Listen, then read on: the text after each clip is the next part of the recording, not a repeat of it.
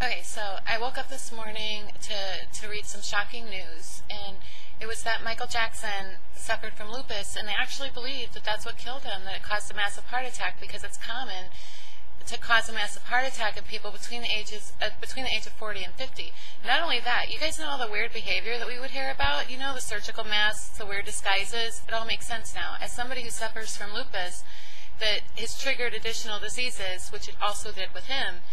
Now that I know all of that, all day today I've been like, oh my gosh, all this stuff, the disguises, the surgical masks, the going to the court in his pajamas because he went to the hospital, the ER on his way, all these things, you know, and trying to hide the way he looks. It all makes sense to me now. And I'm going to show you guys some things. I want you guys to understand what he went through, because it all makes sense now. You know that all that stuff with his court cases, I'm not going to get into that. And I'll tell you why, because I don't really know what happened. We're all going to be stuck in limbo on that. You know, I mean, there's certain things that look bad against him. There's certain things that look bad against both the mothers in both cases. They both had tried to previously sue people on false allegations. So, you know what, I just, you know, nobody's going to know. Nobody is. But, you know what, if you put all that aside, let me tell you something. Now, if you put all that aside, everything else is no longer weird. You're going to find out through this video what it's like, what he went through, and why he did the things that he did. Oh my gosh, I've just been all day, I've been like, wow, it all makes so much sense. Everything he did falls into place now. It's not weird anymore. And I'm going to tell you why. First, you need to understand lupus. So very quickly, I'm going to explain to you. You have these things called anti-nuclear antibodies, and ANA is what they call it, ANA, anti-nuclear antibodies. And what they do is they fight off foreign agents like the cold or the flu or an infection. What happens with lupus is you get too many of those antibodies, and they become confused. Pretty soon they think that your body is a foreign agent. They actually attack your body then, or in parts of your body. And it's a very unpredictable disease. It causes severe joint inflammation systemically. It's not like, you know, you get like one joint or two joints. It actually causes systemic joint inflammation. It's very painful, incredibly painful. It also can affect anything in your body. It can make you lose your hair. It can attack your skin. It can attack your eyes. It can attack your liver. It often causes kidney failure. It also causes pericarditis around the heart and pleurisy. One of the other things it causes, and this is how it causes heart attack, it causes inflammation in the vascular system by two different things. One is almost every lupus patient suffers from what's called Raynaud's syndrome. Raynaud's syndrome is inflammation in the vessels that are in your extremities, like your hands and your fingers, and if they get cold, your Raynaud's acts up, and you can actually lose your fingers and your toes, or your hand and your foot.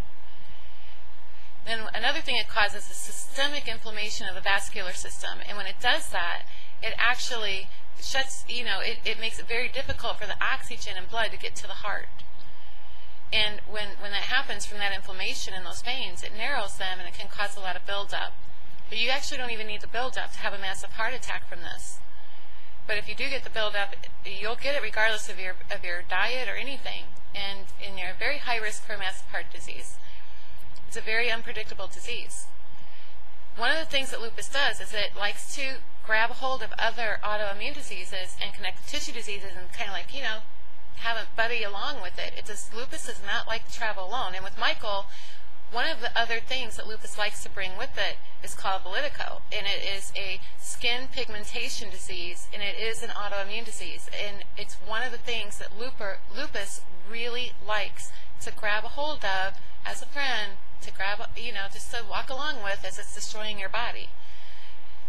So most people, you know, a lot of people do get it. Most people actually do get second and third and fourth diseases triggered by their lupus, because lupus does not like to travel alone. And that is actually one of the common diseases that it causes. And it starts out very blotchy, and then it spreads. Now, let's talk about the weird stuff, because we all hear about, you know, all these weird things, you know, like the surgical masks and the weird disguises and all of that. I'm going to actually show you guys some things. Michael was famous, of course, you know. I mean, you guys all know this. And, you know, public scrutiny. And lupus is a very misunderstood disease. And one of the things is that the treatment for it is to suppress the immune system. So you have to take chemo and steroids. And steroids is really the one that works, and it's a horrible. They give you chemo because it's a steroid-sparing drug, so that's how bad steroids are. Let me tell you what it does. It changes the way you look. It changes your entire identity. It causes mood swings. It changes your behavior. Literally, it can change your personality. It can cause you to act very crazy and insane. And people who have to go on steroids, which is 90% of all lupus patients, call it the evil drug. I call it my love-hate relationship, because, you know, we all know, us who take it, we all know, and it's the only way to treat lupus is through immune suppressant. So I guarantee you he was on steroids at least at some point, probably when he was wearing the disguises. But what they do is they give you a moon face. They make your cheeks go out this way. It makes your face go flat this way. I don't know if you guys can tell, but I'm going to turn my head, because see, I use this what's called a 1920s old style movie mode, because I try to hide my lupus the way Michael tried to hide his. It's very ugly. And you guys would not believe the difference if I turn this mode off. It's actually very, very different. And if you guys have this mode, try it. Put it on. See the difference. You guys would be amazed. It's incredibly different. I'm going to turn my head to see if you guys can see how full my face is getting and how flat it's getting in the front. So we'll try it. It looks very ugly, so I'm embarrassed. But I don't have the courage to change my mode. So watch.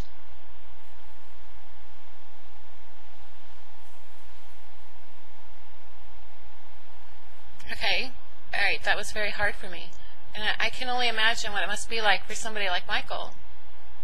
You know? And this is not that bad, actually, for steroids. It's going to get a lot worse over the next few weeks. And you're welcome, you know, to come back and see. You guys will not recognize me. You won't. You won't. I will not look the way I look now in just a few weeks. And, you know, if he was able to afford plastic surgery to try to control the way the steroids made him look, I can kind of understand that. Same thing with the pain. The pain is horrible. Horrible. I belong to a lot of lupus support groups, and my pain is not unique. My pain is not. I mean, I lay in bed with ice packs, and I squirm, and I cry. My kids have cried their eyes out from seeing me suffer. It's a very painful disease, so I'm not going to knock him for taking pain medicine. I mean, of course, he was getting better pain treatment. Most lupus patients have a very difficult time getting their pain treated. But if he was able to get his pain treated, I'm happy for him. I don't resent that. I have nothing against it, because you know what? All of us with lupus suffer so terribly in pain, and we have such a difficult time getting that treatment, that I think we're happy if somebody who has lupus can actually have their pain managed, as long as this doctor wasn't, you know, over-medicating him. Okay, so now you know one of the things that lupus does. You guys remember a few years back, quite a few years, and it suddenly looked like he gained a bunch of weight,